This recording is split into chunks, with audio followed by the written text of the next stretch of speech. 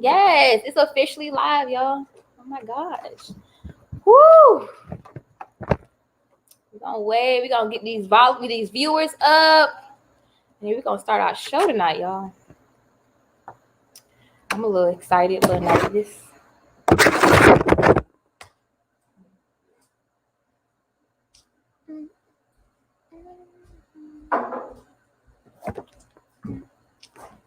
Welcome in, y'all. Come on in my Zave voice. We're gonna go ahead and get this show started. Let's see if we can go ahead and get our viewers up. And once we get our viewers up, we can go ahead and start, y'all. I'm so excited. So excited for tonight. It's hot. Mm-hmm.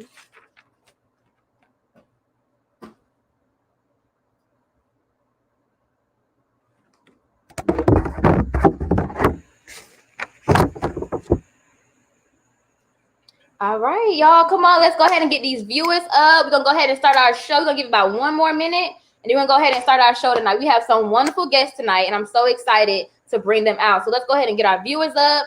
Let's go ahead and get this night started, y'all.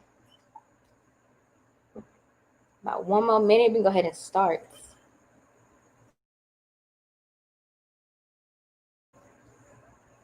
All right. So welcome to Zave's Corner. I am Charsie. I am known as Zave's best friend. I am the producer behind Zave's Corner most nights. And tonight I'm in the hot seat. I am the host tonight, okay?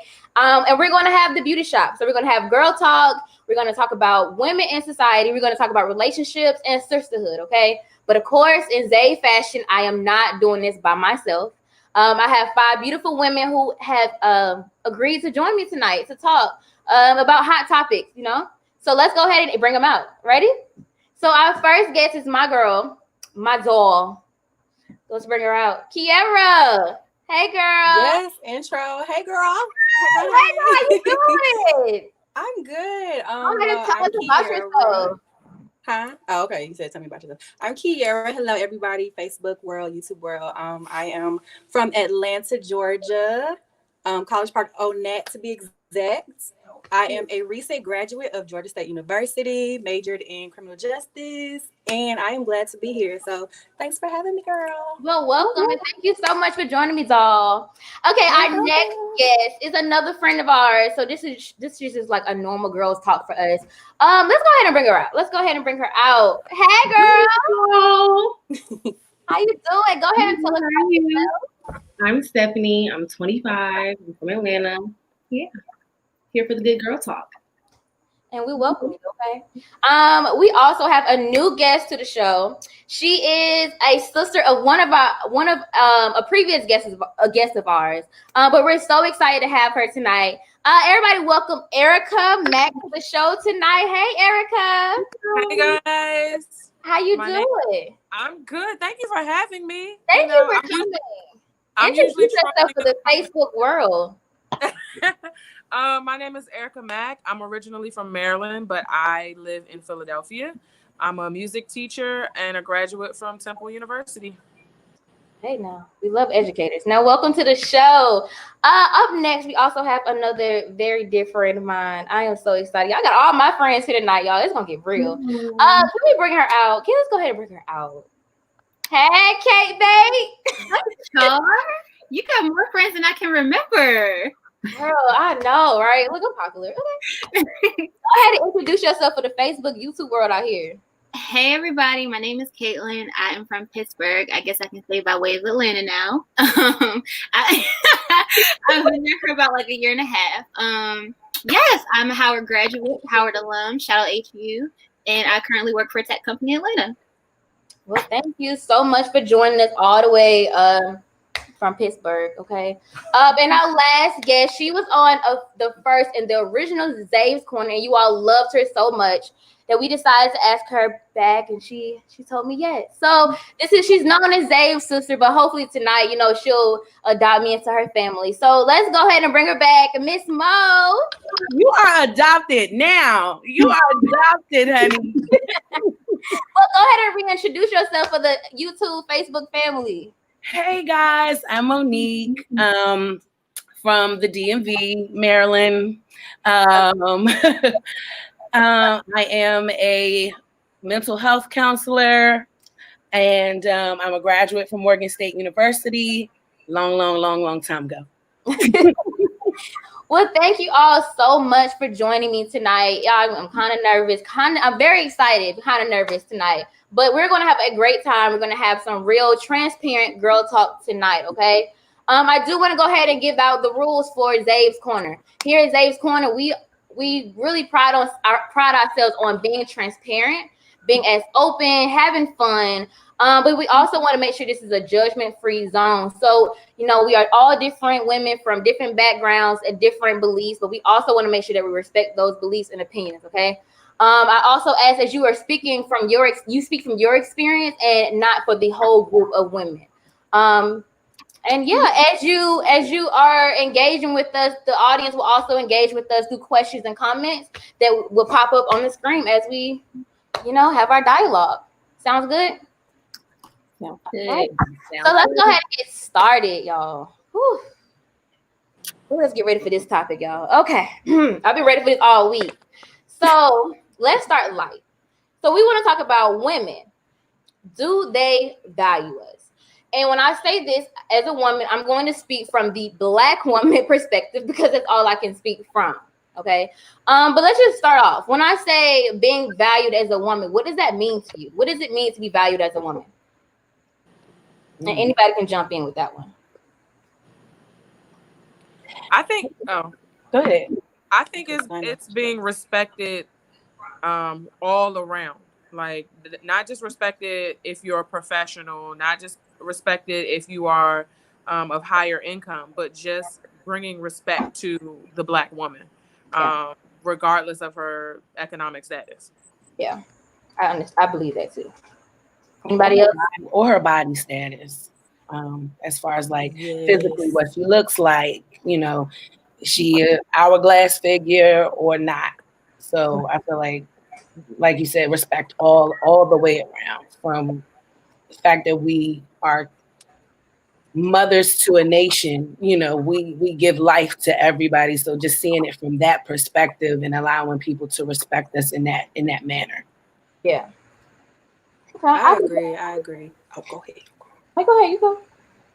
Was that you that was saying something? Yeah, that was me. Go ahead. Go ahead. Well, yeah, I was just gonna say I agree. You know, you want to respect everybody because everybody, we don't look the same. We come in different shapes, sizes, colors, especially in the Black community. You know, it's a stigma that, you know, if you're not the lightest, you don't get accepted. You're not supposed to be the cutest, but I love my brown skin. I love my little coily, kinky hair. So, you know, like everybody was saying, just accepting all women in all shapes and sizes and everything. Yeah. I definitely agree with all that. I really do. It's all things that we've heard before. But what I really want to talk about, something that was really heavy on my heart this week, because y'all, if you've been on social media this week, I mean, if you haven't been under a rock all week, you know what we've been dealing with as the Black community. So the Black Lives Matter movement, we've all heard about it. We've all seen the riots, the protests, the looting. We've heard so much about it. And as a Black person, honestly, it's draining, to be honest. But then another side of social media that has popped up within this week is also Black women coming out about their sexual abuse, sexual harassment at these colleges or just in general. And I don't want to go too much in detail about that too much, but I think it really hit a core, like a personal core for me this week. And so now I think my question is, let me go back. The reason why I want to bring this up is because I see a lot of people, men and Black women, Black men, also shaming these women. So when you come out and say, this has happened to me, this is my trauma, this is my story, you have people saying, okay, well, where's the receipts? Where's the screenshot? I don't believe you. This hasn't happened to you. I'm going to stick by my friend because this, that, and the other. But now my question is, how do we go from being one community, being Black Lives Matter in this one community, but then when Black women speak up or speak out about something, it's, okay, no, not you. You don't talk about that. You don't talk at all. So where do we bridge that gap between Black Lives Matter, but then women voices are also silent? How do we go from that jump? Men have to hold their friends accountable. Right. point blank period. Like there's no reason for your home, like what someone posted on Instagram earlier. Your homeboy can say he messed with this girl, she's a whore, this, that, and third. He has no receipts of her being a whore or she's having sex with her. But as soon as she says he raped her or he sexually talked to her, I need receipts, I need answers. If she said that happened, that happened. And a lot of men, they don't understand that rape isn't the only sexual assault that happens. Grabbing a girl wrongly, forcing it, just keep talking to her like this and that third. All of that is sexual. All of that is assault and abuse in general. And men don't know the difference between that and this and that third. And men have to hold their friends accountable. Hey, say, hey, what you did was wrong. I'm pointing you out. That's it. Just because that's your homeboy, your cousin, your brother, your line brother, your profile, your neo, none of that matters. And it happens a lot in the Greek community because when these men are online, their profiles pressure them to go target some woman, target some girl. And then when she speaks out, oh, she lying. Oh, she wanted me anyway. That's not the case. And it's extreme, and it's so irritating. And it's just, you see it happen, and it's like the post that people have done it. I'm like, I'm shocked, but honestly not surprised. Yeah, same. I think what it is that it goes back to your previous question in terms of being how we should be valued as women. So with people not seeing the value in us as women, let alone us being Black women, I think it starts there with we have to be valued as beings. Because as you mentioned, when you come to the forefront and you have your allegations and you speak on your experience and what your truth is, and they're coming back and telling you, oh, I don't believe you, if you value that person as a being, you would be empathetic towards it and you would want to listen, you would want to understand and hear what their experience was. Instead of their mom, their aunt, they'll be very out there. Exactly. So it's like you're not just seeing me as somebody I don't know. You just have to literally be empathetic and understanding towards a person as a being, just regardless of what's happening. Because exactly what Stephanie just said. If it was, would you sit in your mother's face and look at her and tell her that she wasn't sexually assaulted if she told you a story? Yeah, I don't think you would. So you would not. It boils down to that. You have to see the value in people as people, and I think that's the biggest issue within the world today. With all of the Black Lives Matter, all the stuff we're seeing now with the police injustice, it comes back to being valued. I feel like every single issue that we're discussing. So just to throw a little, like, I guess, like a little history to it, right? So when you think about, you don't even have to go back to slavery. You can just go back to maybe like the 50s and the 60s where, Black women could have been assaulted. And within our own community, it was like, hush, child, be quiet. You gonna get this man in trouble. Don't you say nothing about this man. That's your uncle. He ain't do nothing like that. So it put this hush feeling over us. So anytime something happens to us sexually, it's like, hush, child, don't say that, because you don't want to embarrass this. You don't want to embarrass the pastor. We don't want to be that person. You don't want to embarrass your cousin or your uncle, or whoever it may be. We like to, in our community, we kind of sweep things under the rug, and it's like, okay, it's also that protector feeling as women. It's like, okay, we got to protect our legacy. We got to protect our name. And we don't want to put it out there that this man did something to you. And so you have a lot of young women who have gone through things and never told anybody. And it's like, in our minds, like, young millennials, we like, why? It's social media out there. It's people in places where you could get help. But then it's that long lineage of, girl, hush, be quiet. And we haven't really gotten out of that yet. We don't know how to come up out of that. Yeah, I agree. Because I mean, as I was reading a lot of these stories, I think what really struck me was because a lot of these stories was coming from two of my undergrad colleges that I went to. And it was like, dang, you really were in the room with, I don't know. It just really struck a chord to me. And a lot of the women were saying how they didn't want to come forward because this person was so popular, or they didn't want to come forward because they were scared that no one would believe them or their name would be tarnished. Y'all, I just had to get that off my chest. I had to speak on it. But I think we all heard something like a quote that goes like, the most unprotected person in America is the Black woman. Yep. How do y'all feel about that? Do you feel unprotected or disrespect as the most disrespected person in America? Do you feel like the most unprotected person in America? Or have you had experiences? I do. And to circle back a little bit, we do need to get over that. We need to start believing each other. Number one. Yeah. Okay. Like, we need to be the first one to say, oh, that's my sister. If she said it happened, then it happened.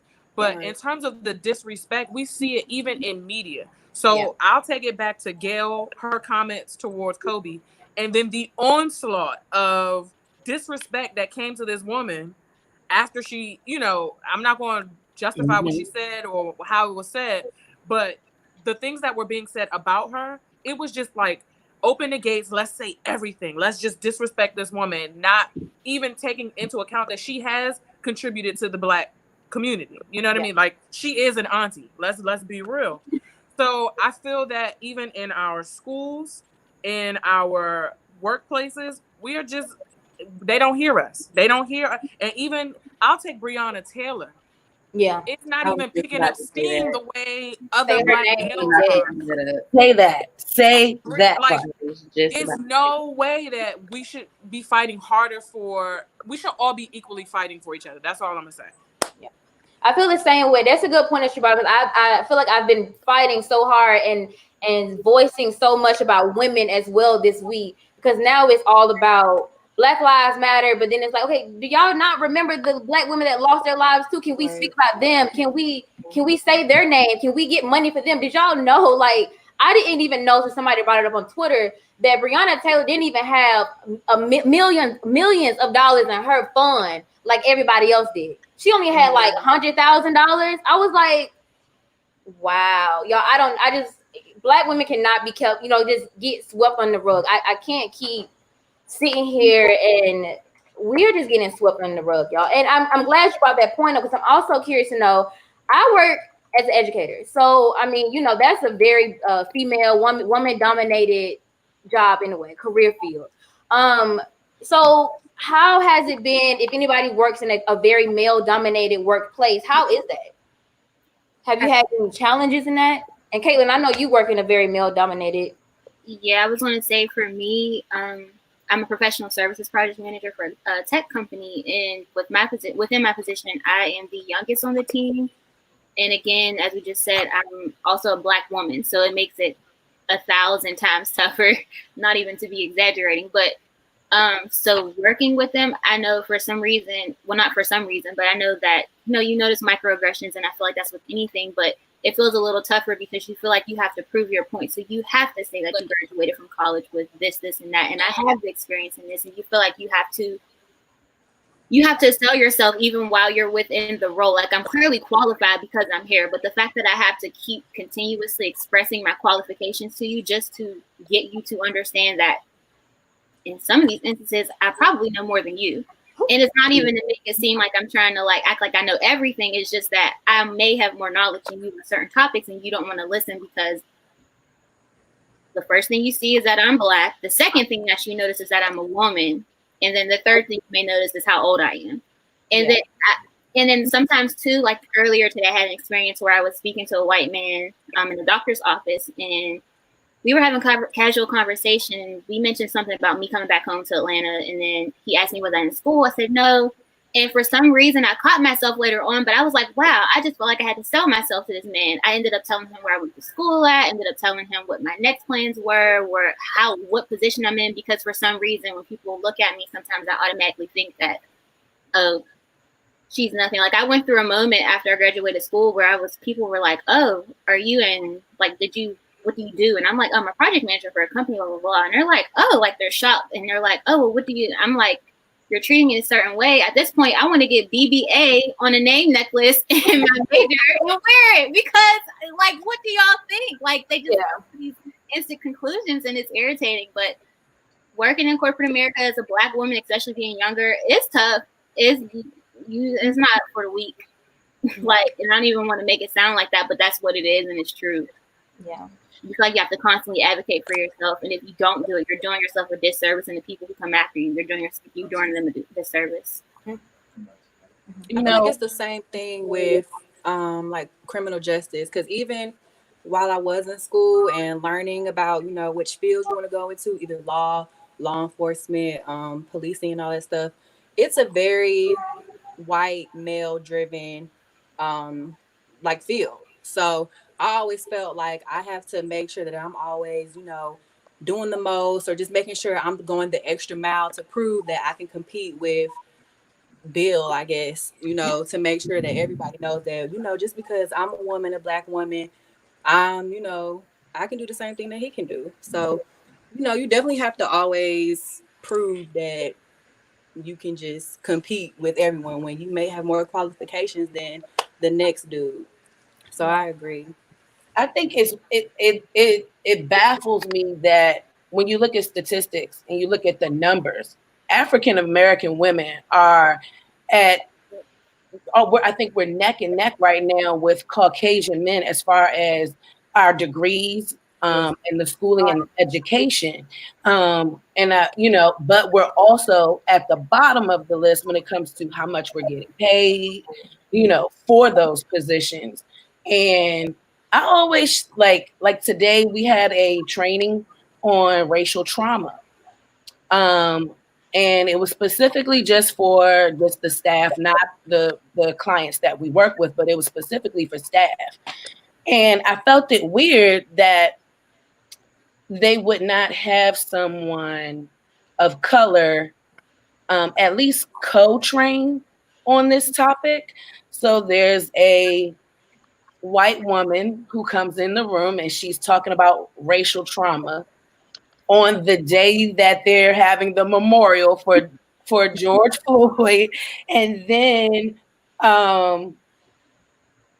it was just like, I was sitting there, I was like, this is what I'm talking about. Like, you feel like you're above everybody and you can teach us about ourselves. And even in some of the topics that was going on, and it was kind of like, oh, well, that's not how I feel. And it felt like less of a training and more of, we're not the bad white people. We like you Black women, you Black social workers and Black counselors who actually are in the field working, and we're just on the board of trustees here. We're just the ones who founded this. It just felt like that. And I see that often in the field that I work in. I call it the savior mentality. Yeah. So like these white women, they come in and they want to be social workers in these impoverished Black neighborhoods. And it's like, we could save all the little Black kids and we could save all of these, Black children, and they'll get educations. And then it's like, okay, you work with them until they bite back, right? And then it's like, they say something now, it's like, oh, call CPAP. Because they're going crazy in here. And it's like, but I thought you wanted to work with them, right? Like, but you don't understand or know how to work with them. So it's like they value us, but they don't value us. It's like, I got a staff full of Black social workers from the neighborhood, from the city, who, went to Howard, School of Social Work, who went to, Morgan and all of this stuff. And it's like, okay, I'm gonna hire y'all because I know the value of you. But I'm not going to let you know that. And I'm going to let it show in your salary. I'm going to let it show in, how we manage you, the accolades you might not get. You're not going to get the Social Worker of the Year award or the Counselor of the Year award. But you done put in that work. Yeah. So I feel like they value us, but then it's like, let me just take the credit. Yeah. I feel like that. Yeah. I agree a lot with everything that you all said about, the value in yourself and how people see you. I remember my mom, if you ever seen me in real life, I'm a small little thing, about 5'2", if that. I look like a 12-year-old, right? Mm-hmm. And people would tell me this all the time. And I used to be with my mom. Every time somebody would say that, I would laugh. Like it was so funny. And so one day my mom said to me, she said, stop laughing about it. I said, what? She said, stop laughing about it. It's not funny. You are grown. You are educated. Please stop making it. Like, don't joke when people say you're 12 or you look 12. Like, please don't do that. It's not funny and it's not cute. And I think that took me a while to understand. I'm like, it's just a compliment, right? I look good for my age, right? But the way she was explaining it to me, it's almost like I had to sell myself to people because of the way I look. But Yeah, we can go on. We can go on and on about, Black women and today's society. I know we could, because there's so much we can talk about and get into. But I know Miss Erica Mack made a good point when she was saying, we need to stick together as women. So that brings us to our next topic, which is sisterhood, right? So I know we have two sisters on the stage with us today, and we have friends that have been friends for years. But what is sisterhood to you? What does sisterhood mean to you? Anybody? Anybody can go. Okay. Go ahead. Well, so everybody, if you don't know, Stephanie, hey girl, is one of my best friends. We've been best friends since 6th grade. So we're 25 now. That's a long time, probably like 10 plus years or so. But to me, sisterhood is just, so I consider her my sister. Sisterhood, you definitely want to just have a Black queen in your corner you can talk to, confide in. They don't judge you. They do the same with you. You know that she got your back. She'll tell you when you're wrong. Even if y'all disagree, y'all always come back together. She not gonna, what's the word I'm looking for? She not gonna, I guess, be your yes woman. But yeah, she'll tell you when you're wrong, and y'all can just agree to disagree. But even then, like, I'm glad that I have a good friend like that. I feel like all Black women need a friend like that, or just a friend or sister in general. Because I mean, who you gonna confide in? You need somebody to talk to. Because I mean, I have a sister, but we're not as close. So Stephanie, she my sister by friendship. So Yeah, that's what it means to me. I can understand that. Anybody else? What does sisterhood mean? Yeah, I was going to say, so I'm an only child. You know. So when I have friends, my friends become my sisters, and the people that I keep around me, like my friends who become my sisters, it's a safe space for me.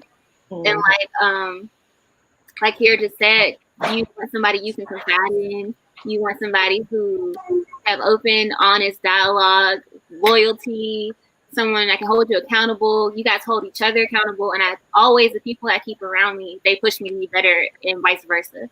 So to me, that's what my sisterhood circle consists of. All y'all are great. So all my friends. But yeah. Mo and Erica, what do you say about sister? I know I have a sister, but what do you all say about sisterhood? You want to go, or you want me to go? No, sisterhood is about, I really like to say about having somebody in your corner, because when somebody's in your corner, it don't matter if you win in a fight or you lose in a fight. They there supporting, they coaching you, they helping you get through it. So you really, I mean, in life in general, I think everybody needs it, whether you're a man or a woman. You need somebody in your corner that's going to be like, all right, sis, you missed that hit, but come on, let's try to get it together the next time. And somebody that's just like, you can tell anything to, and they not going to jump off a bridge. You just like, no, this is what happened, and this is the raw. This is what really happened. Not trying to sugarcoat it. Because we have friends, we compartmentalize our friends. Like, this is a friend I can tell something to. But when we get into the sisterhood, it's like, nah, baby, this is what really happened today. Yeah. And I need you to hold this. Yeah. I agree with all of that, because I mean, I definitely have my friends that, child, they know my life stories, and sometimes it's not the best thing to write down and tell people. But I mean, I don't feel judged by them. I always feel like uplifted by them. Every time I tell them something, it's like, okay, don't worry about it, girl. We all been here. This is what we're gonna do. And it's like, so okay, I have somebody who's been through it, or somebody who can help me through it, and I don't feel judged. I don't feel alone through this, and that's the best part of sisterhood. So let's get into something a little bit, it's not that bad, y'all. I don't know if you all remember the show on MTV. It was called Girl Code, right? It was more like a comedy show, but it was about the girl code and the unspoken rule that we have as girls. So I want everybody to give me a girl code, right? I'm gonna go ahead and start. Okay, I'm ready. Y'all. This is ready. So an unspoken girl code that we all have, and you should have. If we go out together, please make sure your friends don't go outside, okay? And if you don't know what that means, okay? I mean, don't let her wig be back here in the alley, okay? Fix it. Let her be drunk nowhere. Make sure her makeup is on point. Don't let her come out looking chalky. Girl, chalky. we don't want to see underwear. We don't. I mean, like, you have to make sure your girls are on point when we come out. That is girl code number 1. Okay, so just throw me your girl codes. I need to hear them. Don't date your best friends, exes, people that don't talk to, dated. Don't do that. I don't care. Absolutely. You don't do that, It could be ladies. 500 of them. Don't talk to them. Exactly. You don't do that. I don't care if we talk for 2 days. Don't do that. That count. No. Okay. Somebody else throw me a girl code. What's the girl code that you have to follow? If we out at the club when I'm ready to leave, we all leave together. We already Somebody in there who's ready to leave. Right. together. No go woman left together. behind. We came together, we leave together. Yeah. When I move, especially if I drove, we out. Okay. Well, we at my house. I got the keys. I want them to go. We going. You know, out. That's why I'm always the driver. If we're out, we definitely got to go to the bathroom together. I think that's one of mine. That is definitely. I don't care if you don't have to use the bathroom. You better go. Yeah, you need to come. You have to go. Stephanie, you have one? Also for out, let your friends put their drinks down. Keep the drinks to them. If you see your girl talking to a man, she looks a little uncomfortable, go ahead, slide right in, pull her out, go ahead and hit that cop block real quick. Let her go, because no. And see, that's real unspoken with girl code, because I've done that to women out in parties. I don't even know. She was like, "Can you hold my drink?" I'm like, "Girl, yeah, I got you. Let me hold it." And I make sure she go get it. It's fine. I've done that to people I don't know. That's that days. girl code. I think there's like maybe back in the I don't know. I feel like since we talking about sisterhood, right? Mm-hmm. So I feel like there's this lost piece of sisterhood because sometimes, and I don't know, maybe it's my age, but I don't. Since I got into my 30s, Hey, you're 25. Great, right. but I'm just like maybe we don't care about each other as much. Like, maybe that's why I think this is why in my own experience. What, you think that people like women your age don't care about each other anymore? Yeah, like the older you get, and I think like maybe it's not that we don't care about each other, but it's more so like in your 30s, you have other priorities, right? So you got family now, you got kids, and so maybe I'm not too concerned, but I think there's like, I don't know, it's like you on your own kind of thing. No, let's go to that insecure episode. It's all, I don't know if everybody wants insecure. But friendships, as you get older, they change. It doesn't mean that person doesn't care. But like you said, they might be raising a family, so they can't come out every night with you no more. Yeah. So it may feel like a disconnect, but we never talk about that. Like how our roles are going to change as we get older. But it doesn't mean I don't care anymore. It's just I can't put up with the foolishness that we was doing at 21.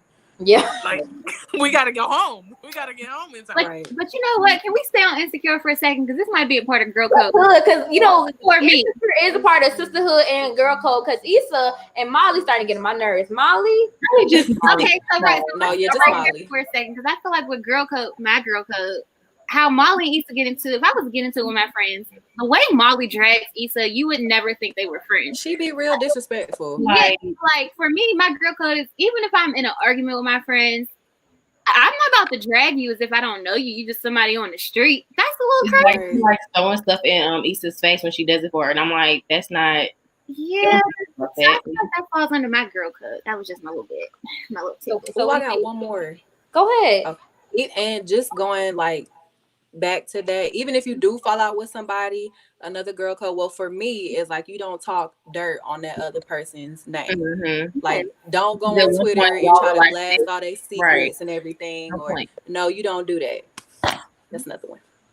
Can I share my story with y'all real quick? So for everybody who may not know what Insecure is, it is a show on HBO that Issa Rae started, I want to say like 2 years ago or so. And it just follows her life, her dating life. It is so relatable when it comes to girl code, sisterhood, relationships. the things that relationships go through. It is a really relatable show, and it streams on HBO if you do not watch it. And that is what we were referring to when we said insecure, for those who don't know. But what were you saying? I want to share a story with you guys. So recently, my best friend of like so many years, me and her had a really bad falling out, almost equivalent to like that of what you see on Insecure, like that whole scene, like where I was showing up at the front door, like "What's up?" type of thing.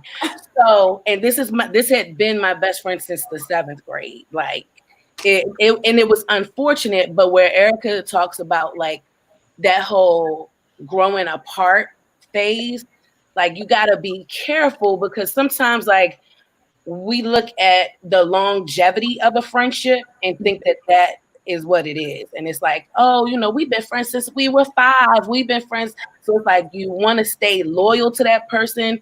And so because you want to stay loyal to that person, you don't allow yourselves to grow apart and come back together. So like in retrospect, what she did was absolutely wrong. I don't care. If I told y'all right now, if we had that chat right now, you Issa or Molly? No, her. My friend. Oh, yes. I'm still insecure. Okay. No, you're still insecure. No, so if I like to not tell the story, but to tell the story, she probably would have been the Molly in the situation. Like he was dead wrong. I feel like Molly was dead wrong, guys. So that's my take. But my best friend was dead wrong in what she did. But we're like because of how like I think somebody said it and they were like it's how far you go, like after that friendship is over. Like, okay, so what? We're not friends no more, but I'm not going to throw dirt on your name. I'm not going to spill all your secrets. I'm not going to do this. I'm not going to do that. I think for me, I had that because that's the relationship. The relationship I have with my blood sister is the same relationship I have. Like if I call you sis and I mean that thing, that's how my relationship is going to be. So I think it's like knowing those boundaries, like, okay, we not friends no more. We could duke it out. We could fight in the street, but I'm not gonna tell your business. I'm not gonna talk about everything. I'm not gonna blast you on Instagram. I'm not gonna do any of that. It's just gonna be the end. Like even to like if anybody's watching now, they probably know and can tie it together. Like if anybody's watching that knows me or knows her, they'll probably tie it together. But other than that, there had never been a conversation after that. It happened. And it was like, because we both went too far, it's no coming back. Yeah. So it's like loss of sister. And it's unfortunate, but like, then again, I'm also like, I feel like there was some growth there that we didn't allow each other to grow separately so we could come back whole. So we just kind of tagged along on each other and it just bursted into flames. Yeah. I was gonna say, I feel like going deeper into that, I don't think friendship breakups are talked about enough, like in terms of how romantic relationships is a breakup, but friendship breakups sometimes they be worse because like we just said, they really all do, my secrets. Like we've been friends for how many years? Like I know I had a friendship. We were friends since middle school, and I just stopped. Like our relationship just broke up. Like probably like last year or something. That was hard because you get used to talking to that person. You're just like you said, you get caught up in the longevity of it. But I think where we get mixed up is that sometimes things don't serve you anymore. And it's not that it's in a selfish way, but it's just like you just mentioned, sometimes we grow and we're just growing apart and it's okay to let things go because sometimes trying to keep things together puts more restraint on it than what would it be if you were separated. I don't know. I just feel like I agree. I had a friendship like that and I just had to tell him I just feel like our friendship has run its course or at that time where I can still be cordial with you, I can still hit you up and check on you. But then sometimes I feel like she still tries to fight for it, but she's also the reason that it fell apart. Yeah.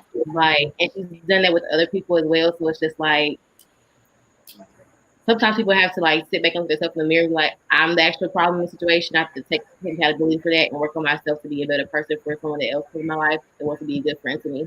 Mm-hmm. Yeah. Yeah, friendship breakups are definitely hard. I know when Steph with me, you broke up, girl. I was sad, girl. I was sad. It was it was like, yeah, me and Steph, we got it. We stopped talking for like. It was entirely too long, girl. It was like 8 months. It really was. But yeah, I was sad, girl. Like it's like a relationship. Like you don't have nobody to talk to no more. You don't got nobody to the tea to no more. So that's why I'm glad that we were able to come back together. And even when we did, like it was like we never missed a beat. It really was like that's how I know, girl, that you my sister. Nothing changed. I was so happy. So for those who had these friendship breakups, what and came back together, what was it that brought you all back together? Who talked to who? What happened? Did somebody grow? Did something change? What happened? For me, it was I start like, and then when it first happened, I just like, I don't know, maybe it's for the better, I don't know, but I'll always think about Kier, and then at one point, I just kept thinking about, I'm like, okay, I need to text from her. Like, it's starting to bother me, so I reached out, and the fact that she was even open to linking up and having a conversation, and the fact that everything just went so smoothly, I just knew that things just happened like it was normal. And even with the friend I mentioned before, when we had our first issue, and we tried to fix on more than one occasion, and it would just be like, it was always on me. So for me and her, me and the other person, we had a falling out, and she mentioned that she wanted to link up and have a conversation. I'm like, okay, cool. And she never reached out, let me know when, where, what time, anything. But then comes to me and was like, well, you never told me you were available. So you want to reach out to me, but you don't want to put the effort in to actually plan the link up, plan for a type of conversation. You want me to do the work like I've always done. And that was like, kind of like Issa. Like Issa's all the person that's reaching out to Molly, having a issues. I'm like, I'm not doing that anymore with you. Like with me and Kier, it wasn't any of that. It wasn't me doing it or her doing it. It was an equal, it was 50-50. With the other person, it was all me, not her. That's why it didn't work. But I feel like when you your friendship is meant to be, y'all will work your way back together. Yeah. Okay, so when we talked about girl code, I want to know, y'all can be open, y'all can tell me, have y'all ever broken girl code? The ones that we listed? Oh no, just any. Like if you've ever broken girl code, and like I want to know what y'all do. I don't think I have. I don't think I have either. Because I'm a good friend. Y'all want a friend like me. Girl code. Okay, so who do you think girl code applies to? Does it just apply to your friends, or does it apply to strangers? I think it applies to like your close friend circle, and then if you associate with on a regular basis, like people that you would go out with, this and the third. But I feel like for me personally, I don't think anyone has like violated girl code for me. That I can think of off the top of my head anyway. So I've been. Oh, you know what? Oh, I've been violated. Yeah, I was gonna say, I don't think, to my knowledge, I don't think I've ever broken girl code. Just because, like, I wouldn't want it done to me. But like, I'm trying to think. I did have somebody break a girl code on me though. Whereas I found out they were dragging me behind my back. So like that type of thing. Why do you always be that? Like you ain't did nothing, but like I feel like that's like with women, that's all we do. We so catty. It's like, no, wait, let's not generalize. They right. Let's not generalize, because that's the problem. When men hear this stuff, then they start generalizing too. Yeah. So true. I believe I do think that there's cattiness, but they really are. Men are messy, but we ain't gonna talk about that. That part right there. Right now, anyway. But I feel like when guys think of guy code, they think of rules that apply in the world. Mm-hmm. Like if you're at a urinal, you skip the next one. Yep. But I feel like we don't think of girl code like that. Girl code is like sisterhood girl code. We're not thinking of like the stuff that we do out there. So it would be very hard for us to say that we broke girl code. Yeah. I haven't broken, but I've had it broken on me, but it was in high school. So I mean, yeah, I can't remember a time I've had girl code broken on me. But you did bring up a good point about when you said women are catty or messy. When we're talking about women being catty or women being messy, but then we also want to be careful that we don't say this because now this brings this whole stigma onto us. How do women go along the lines of starting to support each other. I don't know if you feel it. I don't know if you think women are supportive of each other enough. I don't feel that way. But how do you all feel about it? Do you think women support each other enough? And if not, how can we support each other more? I think we do to an extent. A lot of women that I surround myself by or that I follow on Instagram, they're very supportive of each other. But I feel like in some situations, women tend to feel like we're always in competition with each other. That's not the case. Yeah. So just letting that stigma go that we're always competing against each other, let that stigma go, and then just actually truly support your homegirl, support your sister, post her story, post her business, do that, this, and that. People have a hard problem doing that. Yeah. I even see that in regards to the Black Lives Matter stuff that's going on, people not wanting to mess up their aesthetic to their page to post this stuff, and it's just like, you can mess up your aesthetic one time to just support someone else. You really can. Yeah. I was going to say, I think if I flip it and put it on the corporate side of things, sometimes in certain corporate environments, you can only see one woman in the room. So it's kind of like, how do I get to be that one? And it's like, you have to have the mentality, maybe I don't need to be the one. I can be the one and then take someone else up with me. Yeah. So I think that's where it starts. I think it starts with whoever, like that individual, and then what they want their environment to look like. I agree, because I was gonna say, like, with African American women, there's only like especially when you think like the corporate world, there's only like maybe a space for two. And I hate to take this back to like Insecure, but like when you look at Molly, you know, like it's not a lot like when she was like, if you go back to like the first season when she was working in that all white environment, she was only Black girl until she moved into like a all Black law firm. So it's like there's only space for a few of us. So then we begin to like, you know, become catty, and it's like we're fighting against each other, and it's like, okay.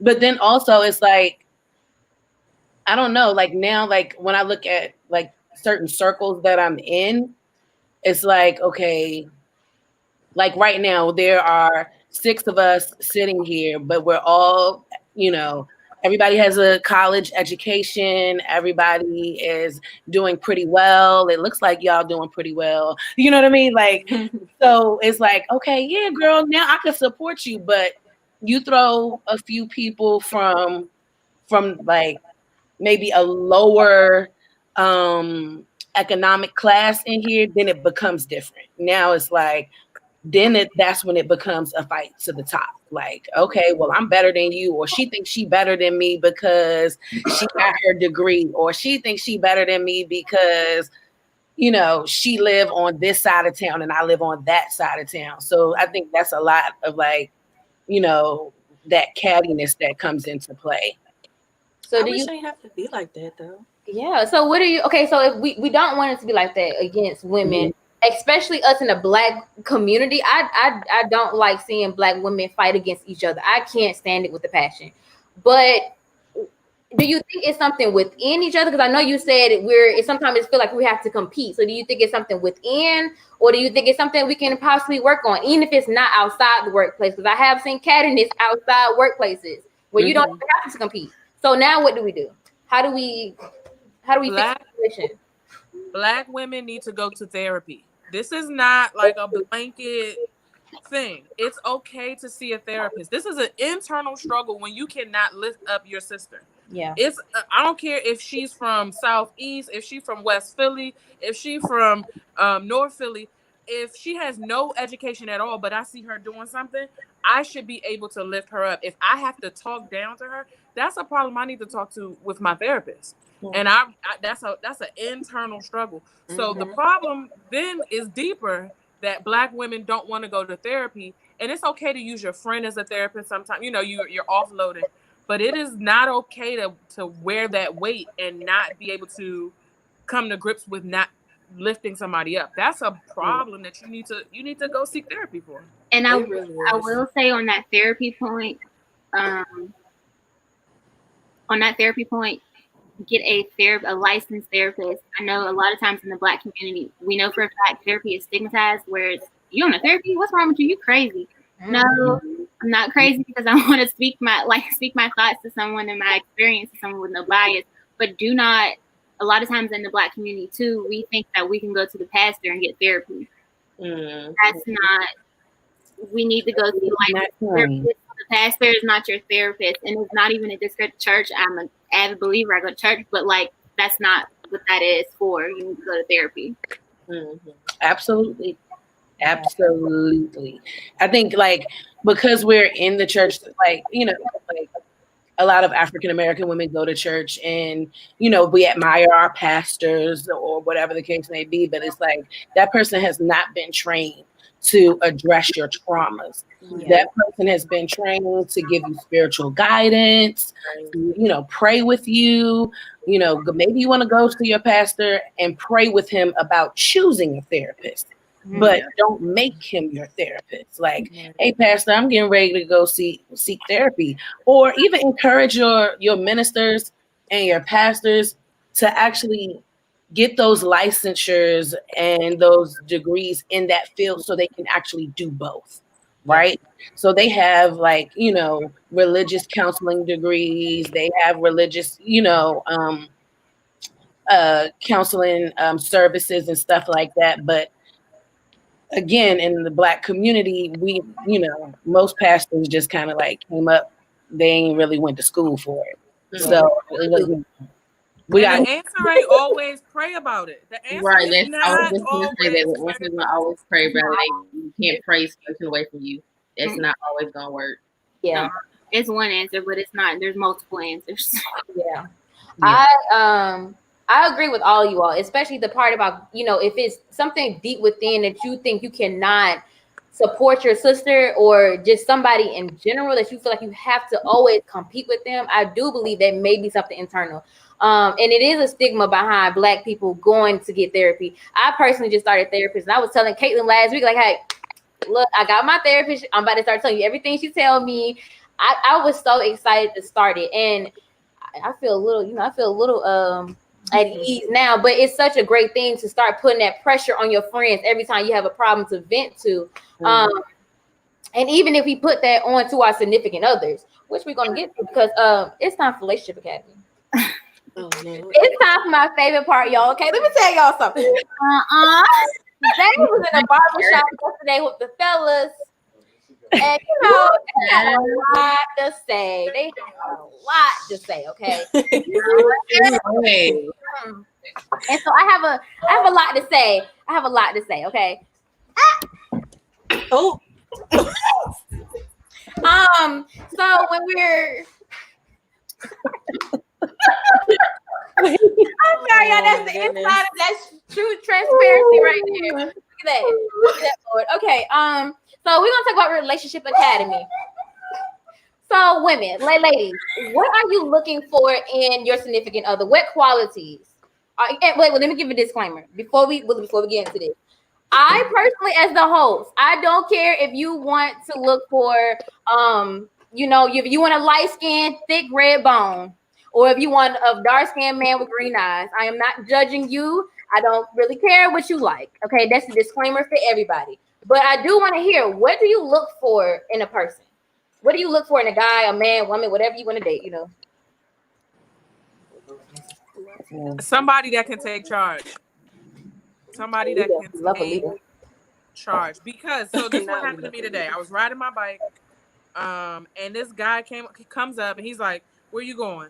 Which way you going?" I'm like, "Oh, I'm going this way." He's like, "Nah, we going this way. Ride with me." I like that type of stuff. Like, okay, baby, where we going? Oh, I'm following.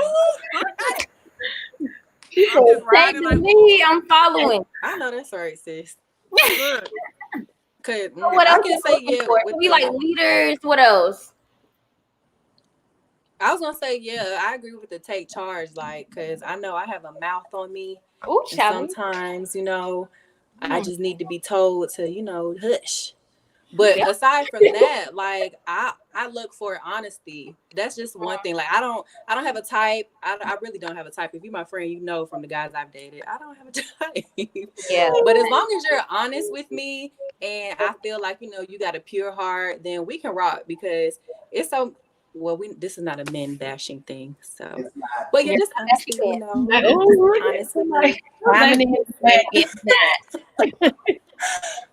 Respect is a big one.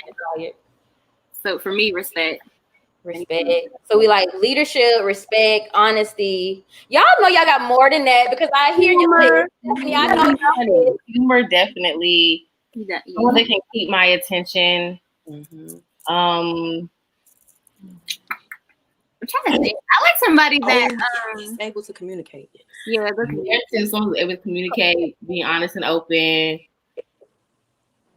Yeah. So somebody said they like able to communicate, trust, being equal in the relationship. Can we talk about this communication part real quick? Let me just yes. Because about communication. I wanna ask, is communication being able to vocalize how you feel in your current position in a relationship? Like, hey babe, I feel this way, I feel that, I don't like when you do this, that, or is communication like I can't text back, I don't know how to text back? I think it's both. Which side of communication are we working with here? Which one is it? I think it's both. Can I say? Yeah, go ahead. So look, me. So I initially, when I my undergrad degree is speech communications, right? So I was trying to I was just trying to hurry up and get out of school. I'm just let y'all know that. So anyway, so I was like, okay, speech communications. And so on the first day of one of my classes, the professor, her name is Dr. Dorsey Elson. Shout out to Dr. Dorsey Elson at Morgan State University. She is the bomb.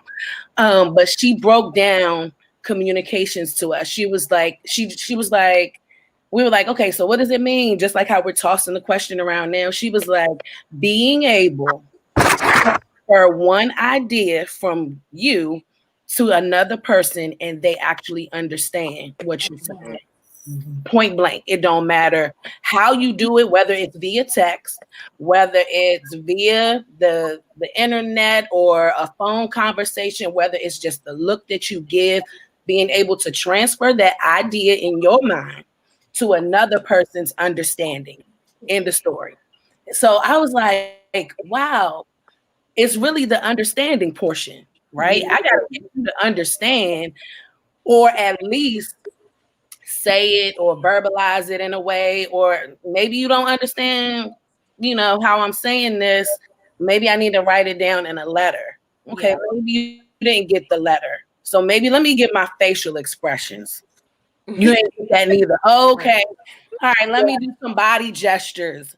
Did you hear me? Like, it's just like making sure that person understands. But then when you go further, as far as in a relationship, it's just making sure that you want to understand, right? So you're with somebody, when you're with a man and you get that communication part, it's like, I want to understand him. I want to understand what he's going through, because like right now, especially with everything that's going on, Black women are like, oh, Black men, we stand behind you. But how, do you really understand what he's going through? Do you really understand that? And then also understanding that we do speak two different languages. Yeah. So it's like almost learning a foreign language when you're dating. Girl, what? And it's like, what does that mean? The idea of, okay, I'm vocalizing how I'm feeling, but then you're taking it, but you're not taking. I guess it has a lot to do with what you're saying. You're taking what I'm saying, but you're not taking it the right way, or you're misunderstanding what I'm saying, and now I come off as being this, or I'm being controlling, or I'm being too dramatic about what I'm saying. That right there, I can't. Anybody else have anything to say or add on to that? I was gonna say, I know older than you. That's all I'm saying. They 10 years past your age. That's all I'm gonna say. Because I was gonna say I didn't learn how to communicate effectively with a man up until like recently. Like, and that literally my communication style has like changed in terms of me being more comfortable expressing myself. But also too, I think it comes from that. Like, it definitely comes from you, of course. But sometimes it's about you feeling comfortable on the inside, and then if that person makes you feel comfortable enough to express yourself.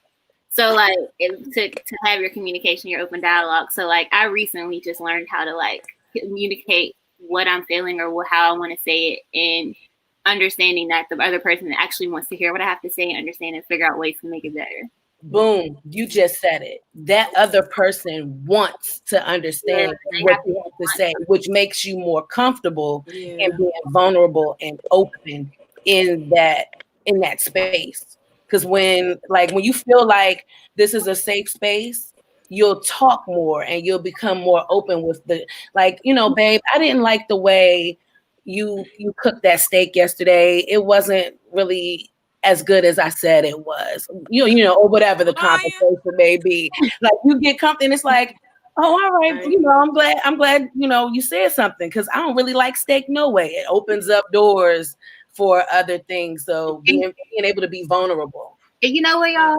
What I learned in therapy is you got to use your I statements. So sometimes if you are having an argument, it's I feel this way when this, that, and the third happens. It can't always be a well, you did this and you blah blah blah blah.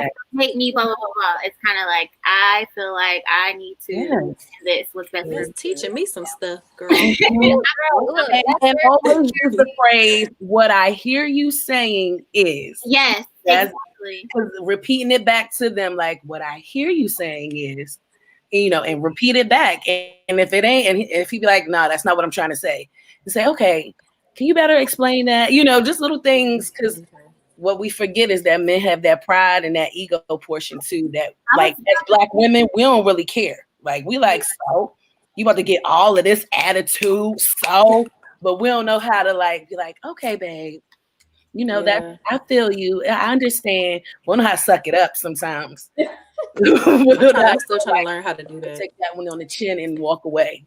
So now that when we're looking for people to date, we're dating.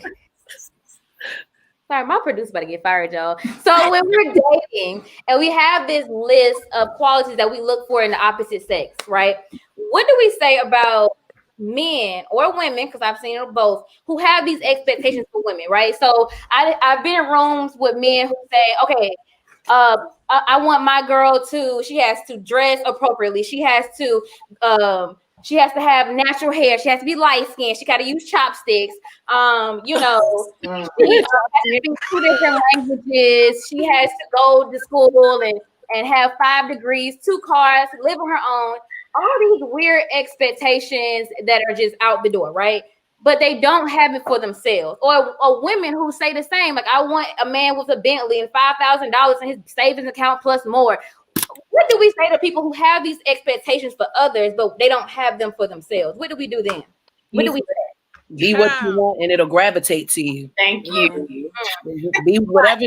I had to recently. I had to take that in. Like that's real for me right now because I was like, okay, the next person got to have this, that, the third, and I was like sitting in here like. Okay, but what you bringing to the table, sis? Like, you're at this place in your career.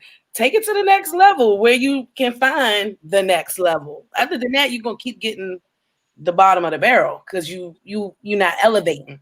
So if you want something more than what's being out here, elevate yourself to be able to find that, or just look in the tender.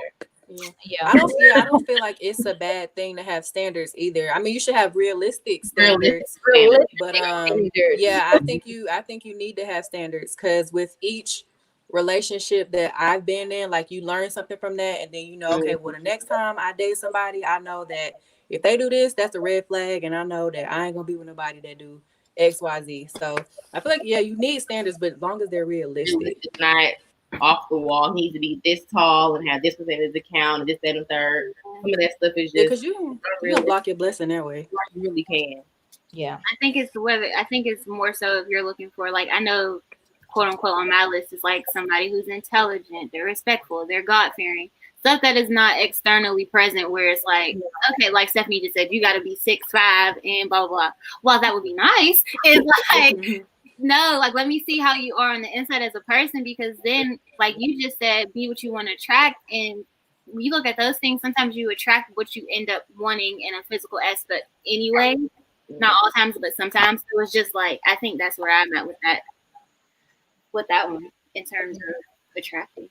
Yeah. I think we all have okay, so we talk about the physical portion of it, okay, he got to be tall and this and that and the third.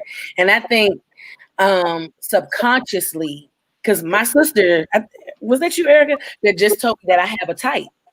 And I didn't really pay attention to this in my life.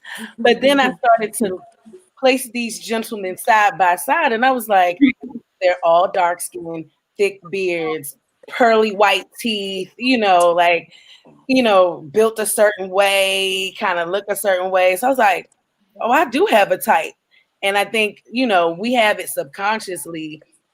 And because we have it subconsciously, that blocks what we could see behind that. Mm-hmm. So it's like, oh, he tall, he drive this, he do that, but it's subconscious. It's not like you trying, but it's, we gotta make ourselves aware. So now that I'm aware, I'm more like, okay, let me start looking at their hearts. Like, I feel like we should shift to compatibility, because you can find a man that checks off all your boxes, right? Mm-hmm. And then you get into a situation where his family and your family don't believe the same thing. Yeah. And it could be on something minute, but when you got to raise kids together now it's going to be exaggerated. So we do have to think of things like compatibility, like, oh, all right, you are a night person, I am a morning person. That might not work if we got to keep a schedule together. If we're trying to run a business together, if we're trying to build, okay, you think this way about this issue, and I think this way, we need to talk about it. And if we cannot come to a compromise, then we might not be for each other. I think that's the thing that we have to come to as women. I'm not for everybody. And a man could have a million things. She got to wear stilettos. She got to come to church dolled up. Every day ain't gonna be a dull day. So you gotta realize when you don't meet those requirements, okay, I'm not for you. But somebody who is for me will find me. We'll find each other. So ladies, we have a question from Miss LaQuasia Gaddis. She said, she's a doctor, y'all. Dr. LaQuasia Gaddis, sorry. Do any of you ladies have a list in what you're looking for in a man? And if so, has that list changed over time? Which, ladies, I hope it did, but I'm out of my business. So anybody have a list, or has that list changed over time? Because I know what I was looking for at 18, at 25, right? I don't want it no more. Okay, yes. Like I'm on a different level. What I want and what I need. So how do you all feel about that? Credit score. Yeah, right, baby. We got to work. Sis, you already know. Credit score. I mean, $1,500 credit. You can't get a basic little credit card, sir. I was gonna say, I think I recently I rewrote my list. I really want to say last year, like when I moved, because when you to the question of had to change over time, when you get in different spaces, like you said, I'm not the same Caitlin that I was at 18. I didn't have a list at 18, but so as you get older, you realize what you're willing to accept, what you're looking for, what you're not willing to accept. And as Janaki said, it's easier to settle after aiming high. Don't settle either. So it's like you got to kind of find your balance. But my list is more so the things I named earlier, like intelligence. They're respectful. Mm-hmm. Are they fun? Are they funny? Ambitious. Ambitious. Are you a leader? Are you kind? Are you caring? Like basically what I want you, if we did have children, I want you to be the father of my child. Like, are you a partner in terms of like, can I count on you to be there? Can you count on me to be there? Like, can I like be held accountable too? So it's kind of like we said earlier, you're looking for stuff that you can also offer to the person. So whatever I'm looking for as a person, I also know that I can offer that to them. It can be reciprocated. Yeah. Well, ladies, the Relationship Academy has ended for the night, but we are not done. The Relationship Academy is coming back, and I hope you all ladies come back again to talk to us again, because we have some great conversations, y'all. And I want to thank you all so much for being transparent, being open. I really felt like we was girlfriends talking in the living room floor tonight. Honestly, I did good, didn't I? It's a beauty shot, y'all. Cheers to the night. And like Zave will say, Zave do this lame little thing, y'all. You can love me a kiss, wave at the camera, tell everybody thank you so much for joining us tonight, and I hope to see you all soon. Thank you so much. Thank you all so much.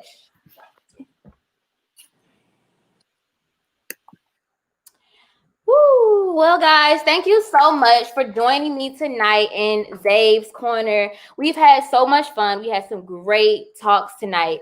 I just want to keep everybody uplifted during these times as we are fighting during Black Lives Matter movement. But I also wanted to take the time out to remind you all to also say her name, okay? I want you all to make sure that you are keeping the Black women who have lost their lives in your hearts, in your words. Please, keep donating, keep reaching out, keep, shedding light on everything that's going on, okay? I love you from Zave's Corner. Zave will be back Sunday at 7:30 p.m. with What Does the Church Say Part 2 with our young Christians, okay? Hope you all join us then. We love you.